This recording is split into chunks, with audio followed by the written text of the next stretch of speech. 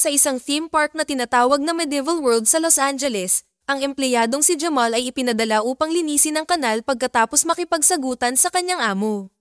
Siya at ang kanyang katrabaho ay naghaharutan na nakakagambala sa kanilang trabaho dahil sa pagkukulitan at paglalaro ng espada, na humihiling na sana sila ay makapagtrabaho na lang sa Castle World, ang karibal na park na magbubukas sa lalong madaling panahon. Biglang napansin ni Jamal na may gintong medalyon sa kanal na iniisip na ito ay nagkakahalaga ng malaking pera. Sinubukan niya itong kunin sa tubig ngunit ang ginto ay nagsimulang kuminang na dinadala siya sa ilalim. Nang muli siyang makaahon, natagpuan niya ang kanyang sarili sa isang hindi pamilyar na lawa at lumangoy sa baybayin upang makilala lamang ang isang lasing na lalaki na tinatawag na Nolte. Nang mapansin ni Jamal ang damit ng lalaki at ang lugar kung saan siya nakatayo, naisip ni Jamal na hindi niya sinasadyang marating ang Castle World. Sa sandaling iyon ay nawalan ng malay si Nolte kaya sinuri siya ni Jamal para lang mapansin na hindi na siya humihinga. Walang nakakarinig ng paghingi niya ng tulong kaya naghanda siya para sa CPR, gayunpaman, sobrang wow ng hininga ni Nolte kaya pinili ni Jamal na gumamit muna ng pabango. Ops, teka lang. Bago tayo magpatuloy, kung hindi ka pa nakasubscribe, pindutin ang subscribe button at i-on ang notification bell para lagi kang updated sa aking mga bagong videos, na naging dahilan naman upang agad na magising si Nolte at magpasalamat sa pagliligtas sa kanyang buhay. Pagkatapos ay dinala siya ni Nolte sa kanyang kampo, ngunit naiinis si Jamal sa kondisyon ng pamumuhay niya at tinawag niya ang pagkain niya na nakamamatay. Nang ipaliwanag ni Nolte na nagagalit sa kanya ang mga tao dahil sa pagkabigo sa reyna, hindi siya sineseryoso ni Jamal at binigyan pa siya ng $2 bago umalis na itinapon lamang ni Nolte sa apoy. Pagkatapos ay pumasok si Jamal sa kakahuyan upang hanapin ang malawak na daanan, ngunit napunta lamang siya sa isang bukid at muntik nang masagasaan ng mga kabalyero sakay ng kabayo na pinamumunuan ni Percival. Nakaiwas siya sa tamang oras at pagkatapos ay sinubukan na sundan ang mga kabalyero upang pagsabihan sila, ngunit doon ay natuklasan niya ang isang kastilyo. Sa pag-aakalang ito ang Castle World, sinubukan ni Jamal na pumasok ngunit pinigilan siya ng mga gwardya na hinihiling na malaman kung sino siya. Ipinaliwanag ni Jamal na siya ay mula sa Florence at Normandy, na tinutukoy ang sikat na crossing sa LA, kaya't naisip ng mga bantay na isa siyang mensahero na nagmula sa lugar na tinatawag na Normandy, kaya hinayaan siyang dumaan habang sinasabing hinihintay siya ng hari. Pagdating sa loob ay nakita niya ang isang mabaho na malaking palengke at isang palabas tungkol sa alamat ng Black Knight, pagkatapos ay natigilan siya nang makita niya si Victoria, ang katulong ng prinsesa. Sinubukan niyang ligawan ang babae ngunit hindi nito maintindihan ang modernong pananalita niya. Ngunit nang humingi siya ng papel at numero niya ay humanga ito na marunong siyang magbasa at magsulat. Sa sandaling iyon ay dumating si Percival at hinawakan ang lahat ng kababaihan ng hindi naangkop, kabilang na si Victoria. Nakilala siya ni Jamal bilang ang isa sa mga lalaking sakay ng kabayo kanina at pinagsabihan siya dahil sa panggugulo sa mga babae. Naging dahilan ito upang bunutin ni Percival ang kanyang espada nang may pagbabanta. Iniisip pa rin ni Jamal na bahagi ito ng pag-arte at hindi siya sineseryoso, ngunit bago pa lumala ang mga bagay ay dumating ang Chamberlain na si Philip upang dalhin si Jamal at makita ang hari. Pagkatapos ay dinala si Jamal sa silid ng trono, kung saan nakilala niya sina Haring Leo at Prinsesa Regina. Nais malaman ni Leo kung kailan darating ang Duke ng Normandy upang pakasalan si Regina, at dahil iniisip na dapat din siyang umarte para sa entablado, sumagot si Jamal na sa Martes. Hindi masaya ang prinsesa dahil ito ay napagkasunduan na kasal, ngunit natuwa si Leo at nangakong ihahatid siya pabalik sa bayan pagkatapos niyang magpahinga. Pagkatapos ay inilibot ni Philip si Jamal sa kastilyo, at si Jamal ay pumunta sa banyo upang maglabas ng sama ng loob. Gayunpaman, ito ay isang lumang banyo na sa tingin niya ay nakakadiri kaya hindi niya ito magagawa doon. Biglang napansin ni Jamal ang maraming tao na nagmamadaling lumabas at ipinaliwanag ni Philip na papanoorin nila ang pagbitay sa pinuno ng rebelyon. Sa pag-aakalang isa itong palabas ay sumali siya sa karamihan at pinanood ang pagbitay, pagkatapos ay hinawakan ang ulo ng nahulog ito dahil humanga siya sa makatotohanang props. Gayunpaman, agad niyang napagtanto na ito ay isang tunay na ulo kaya siya'y nawalan ng malay. Ilang sandali pa ay nagising si Jamal sa isang silid habang si Victoria ang nag-aalaga sa kanya. Nagsimulang mataranta si Jamal dahil nakakita siya ng totoong pagbitay, at lumala pa ang nararamdaman niya nang sabihin ni Victoria na taong 1328 pa lang, na ibig sabihin ay dapat niyang tanggapin na naglakbay siya pabalik sa nakaraan at totoo ang lahat ng nangyayari. Biglang sinimulan ni Victoria na tanggalin ang kanyang damit at naisip ni Jamal na may mangyayari sa kanila, ngunit inilabas lamang nito ang kanyang medal upang ipakita sa kanya na katugma ito ng sa kanya.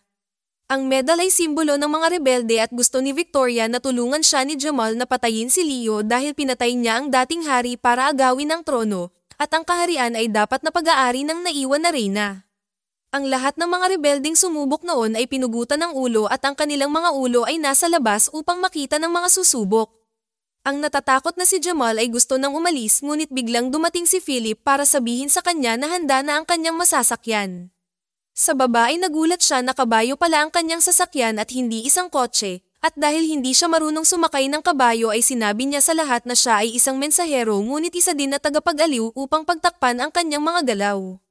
Pagkatapos ay sinubukan ni Jamal na sumakay sa kabayo ngunit pinahirapan siya ng hayop. Pinabagsak siya nito ng maraming beses at kinakaladkad siya sa buong lugar, na naging sanhi ng pagtawa ng lahat dahil sa tingin nila ito ay bahagi ng kanyang pang-aaliw.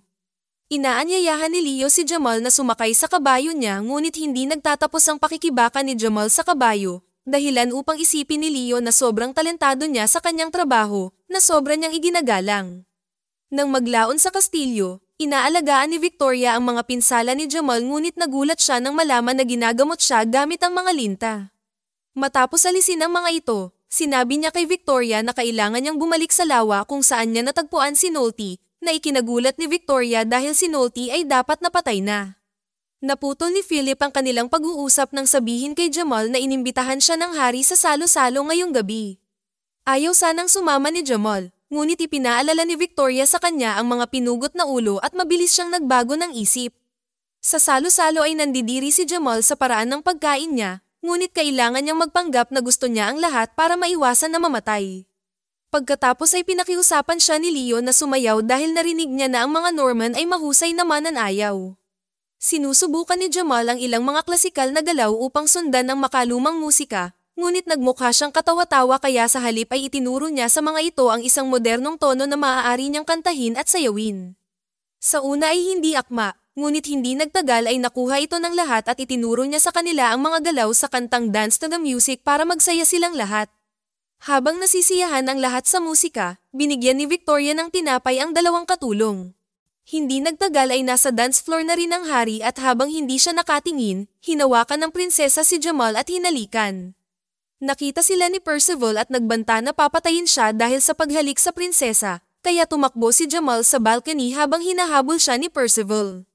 Samantala, ang dalawang tagapaglingkod ay lumapit sa hari at inihayag na ang tinapay ay may mga kutsilyo. Nang sasaksakin na nila ang hari, gumamit si Jamal ng ilang mga kurtina para tumalon mula sa taas at hindi sinasadyang nasipa ang hari na pinipigilan ng dalawang mamamatay tao na saksakin siya. Agad na inaresto ng mga gwardya ang mga katulong pagkatapos ay pinagalitan ni Leo si Percival dahil sa hindi pagprotekta sa kanya, habang itinuturing niyang bayani si Jamal. Sa katunayan, itinalaga ni Leo si Jamal bilang isang tagapamahala sa kanyang seguridad. Ginagantimpalaan din siya ng 60 ektarya ng lupa at lahat ng babaeng gusto niya. Kinabukasan, dumating si Jamal sa kastilyo na may mga bagong ideya tulad ng iba't ibang klase ng kape at mga restaurant na kainan na may magagandang damit para sa mga empleyado. Pagkatapos ay nakipaglaro siya ng chess kay Percival, na nagsasabing kung minsan ang reyna ay kailangang isakripisyo para sa ikabubuti ng kaharian. Nang maglaon ay tinawag si Jamal para sa isang seguridad, isang lalaki ang nahuling nagnanakaw ng singkamas mula sa hardin ng kastilyo para sa kanyang nagugutom na pamilya. Hiniling sa kanya ni Leo na patayin ang lalaki at tumawa si Jamal hanggang sa napagtanto niyang seryoso ang hari.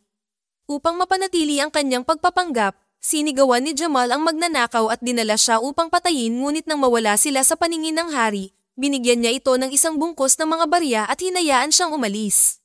Sa gabi ay ipinadala ng hari ang walang damit na si Victoria sa silid ni Jamal bilang bahagi ng kanyang gantimpala sa pagligtas sa kanya. Inamin ni Jamal na hiniling niya ito, ngunit para lamang sila ay makapag-usap ng sila lang. Nagsimula siyang gumawa ng mga ingay upang magpanggap na may ginagawa sila habang sinasabi kay Victoria na plano niyang umalis sa kastilyo bago pa dumating ang tunay na mensahero. Nais ni Victoria na tulungan niya ang mga rebelde ngayon dahil mas malapit na siya sa hari. Ngunit sinabi ni Jamal na hindi siya ang tamang tao para dito. Ang bigong si Victoria ay lumabas ng silid at ayaw na siyang makausap muli. Pagkatapos ay binati ng mga gwardya sa labas si Jamal sa pagiging isang matikas na lalaki. Kinagabihan, isang babae ang pumasok sa kwarto ni Jamal at humiga sa tabi niya kaya't si Jamal ay malugod na nakipagkulitan sa kanya na iniisip na siya si Victoria. Kinaumagahan ay dumating ang totoong mensahero mula sa Normandy at ibinunyag ang katotohanan. Galit na sumugod sina Leo at Percival sa silid ni Jamal upang matuklasan lamang na nasa kama niya si Regina. Nakita rin ito ng mensahero at ipinaalam kay Leo na hindi na magiging interesado ang duke na pakasalan si Regina ngayong hindi na siya malinis. Si Jamal ay agad na inilagay sa isang hawla upang hintayin ang kanyang kamatayan, kung saan natagpuan niya ang dalawang katulong na mamamatay tao mula sa salo-salo. Sinabi nila kay Jamal na dati ay galit sila sa kanya dahil sa pagsira sa kanilang pagtatangka sa pagpatay, ngunit ngayon ay iniisip nila na si Jamal ay isang henyo sa pagwasak sa pakikitungo ni Leo sa Normandy na nagpapahina sa hari. Ibinahagi rin nila ang alamat ng Black Knight, isang mahusay na mandirigma na tumangging ibenta ang kanyang katapatan sa mga hari dahil nakatuon lamang siya sa hustisya. Minsan ay nilamon ito ng isang dragon, ngunit lumabas siya sa tiyan ng halimaw at nagkaroon ng kakayahang magbuga ng apoy. Makalipas ang ilang sandali, si Jamal ay inilabas na upang patayin, kaya sinabi niya na siya ay isang mahusay na mangkukulam sa isang desperado na pagtatangka na iligtas ang kanyang buhay. Sinusubukan niyang takutin ang mga tao gamit ang apoy mula sa isang lighter, ngunit walang sino man ang humanga dahil alam na nila ang tungkol sa apoy. Habang inihahanda nila ang ulo ni Jamal, ang isang sundalo ay biglang nagsimulang mabulunan dahil sa isang mansanas, kaya naisip ng mga taga-nayon na si Jamal ay nagdulot ng kamatayan sa kanya. Si Jamal na muling nagpanggap ay nagsagawa ng Heimlich maneuver sa sundalo hanggang sa iluwa niya ang prutas, na nagsasabing iniligtas niya ito sa pamamagitan ng mahika. Kinilabutan ng lahat, kaya ang sumunod na sinabi ni Jamal ay kaya niyang pabagsakin ang araw mula sa langit. Sa sandaling iyon, isang palaso na may apoy ang tumama sa pwesto ng hari at nataranta ang lahat, ngunit sinita siya ni Percival sa kanyang kasinungalingan at pinahuli siya sa mga gwardya. Ang isang misteryosong tao sa labas ay patuloy na nagpapaputok ng mga umaapoy na palaso na nagdudulot ng lubos na kaguluhan, na nagbibigay kay Victoria ng pagkakataong makalusot at mailigtas si Jamal kasama ang dalawang mamamatay tao gamit ang isang kariton. Sa kasamaang palad ay nahulog si Jamal sa kariton nang magsimulang tumakbo ang kabayo at inutusan ni Percival ang isang bantay na isara ang gate, ngunit pinabagsak ni Jamal ang bantay at nakatakas sa tamang oras. Ang mga gwardya ng kastilyo ay nagpatama ng mga palaso sa kanya, ngunit biglang dumating ang mahiwagang tao, walang iba kundi si Nolte, na dinala si Jamal sakay ng kanyang kabayo. Nakarating ang dalawa sa kampo ng rebelde at ipinaalam ni Nolte kay Jamal na tinulungan niya itong bayaran siya para sa pagligtas sa kanyang buhay, kaya maaari na siyang umalis ng walang utang. Nakita siya ni Victoria at hiniling na manatili siya dahil dati siyang pinakamahusay na kabalyero sa Inglaterra, ngunit pakiramdam pa rin ni Nolte ay nagkasala siya sa pagkabigo sa dating hari kaya umalis. Pagkatapos ay inalok ni Jamal si Victoria na sumama sa kanya sa modernong panahon kung saan ang mga kababaihan ay iginagalang ng mas mabuti, ngunit tumanggi siyang iwanan ang kanyang mga tao. Si Jamal ay bumalik sa lawa na mag-isa at nag-alinlangan na tumalon. Samantala, bumalik si Nolte sa kanyang sariling kampo para lamang tambangan ng mga tauhan ni Percival. Sinimulan nilang guluhin si Nolte at itinapon ang kanyang alak sa isang tumpok ng dumi, ngunit nang kukunin na ito ni Nolte ay dumating si Jamal upang pigilan siya. Pagkatapos ay sinimulan niyang lumaban sa mga lalaki gamit ang mga modernong diskarte sa boxing at ilang mga nakakalokong galaw na naging dahilan upang manalo sa kanila. Gayunpaman ay mabilis na nakabawi ang mga lalaki at hinuli siya upang bugbugin.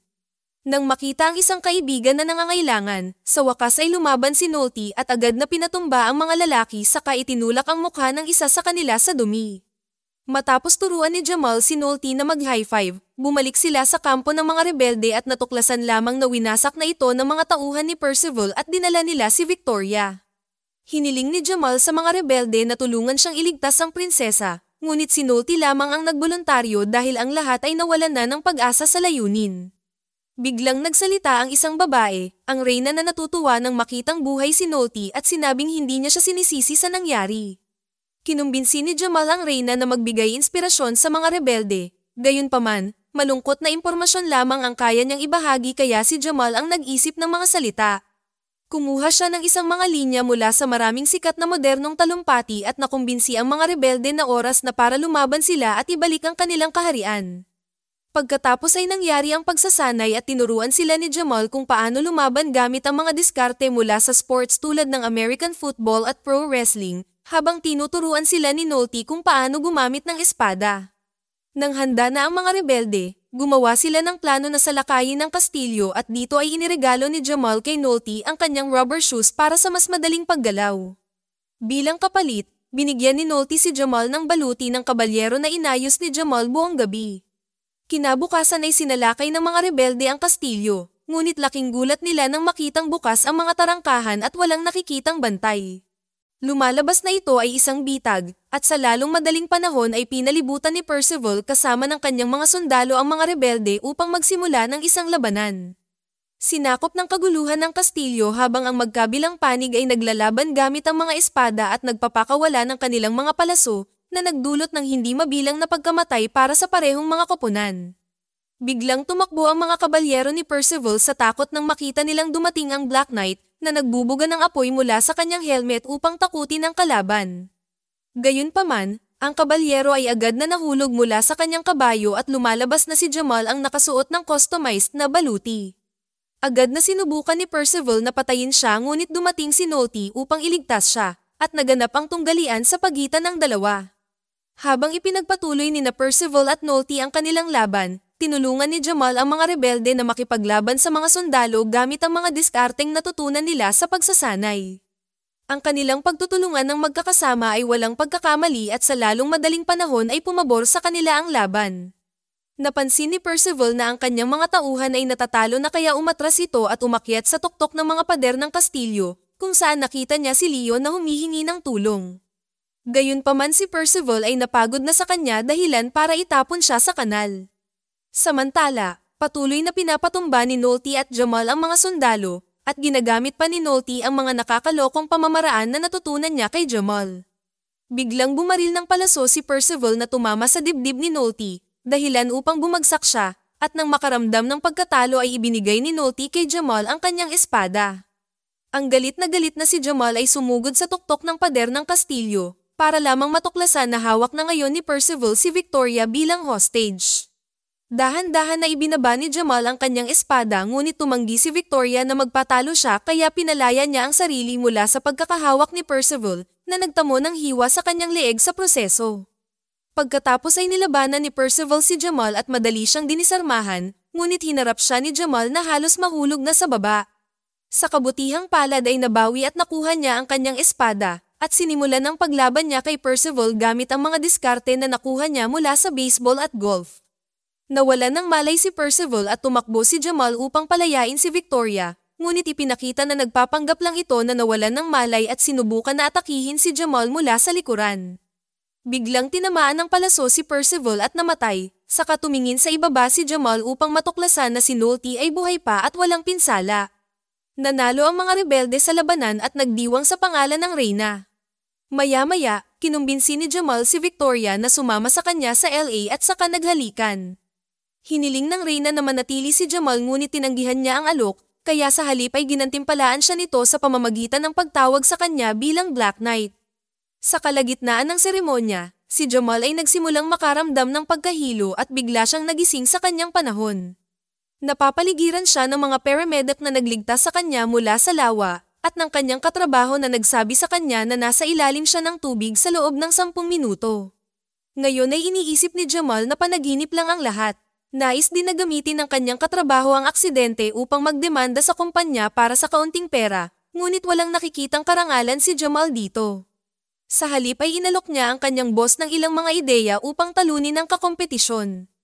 Pagkalipas ng 6 na linggo, ang Medieval World Park ay umuunlad sa mga customer. Salamat sa mga ideya ni Jamal at ang kanyang boss ay lubos na nagpapasalamat. Habang tinutulungan ni Jamal ang mga bata sa baseball, pinasalamatan siya ng tiyahin ng isang batang lalaki, ang pangalan niya ay Nicole, at kamukha niya si Victoria. Parehong iniisip ni Jamal at Nicole na napakapamilyar ng isa't isa at nakakaramdam sila ng koneksyon, kaya pumayag silang mag-lunch minsan. Salamat sa panonood at pagsuporta. Upang maging updated kayo sa aming mga movie recap, mag-subscribe at pindutin ang notification bell. Babush!